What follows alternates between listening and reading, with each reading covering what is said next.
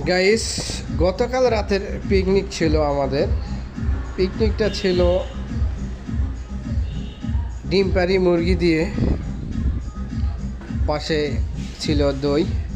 এই যে দেখুন, মাংস রান্নার পরে মাংস কিন্তু ব্যাটি করা হয়েছে।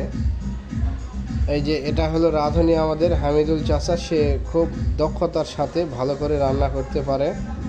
এই যে, এবং ব্যাটি সুন্দরভাবে করেছে, যাতে 19-20 হতে পারে, 16-20 যেন না হয়, এবং সতর্কতার সাথে কিন্তু সে ব্যাটি করেছে। যাই হোক, এই যে আমাদের পরিচিত মুখ, আমাদের যারা পিকনিকের উদ্যোক্তা ছিল, যারা আয়োজনের ছিল। এই যে দেখুন আপনারা, খাবারের জন্য প্রিপারেশন নেওয়া হচ্ছে কিন্তু।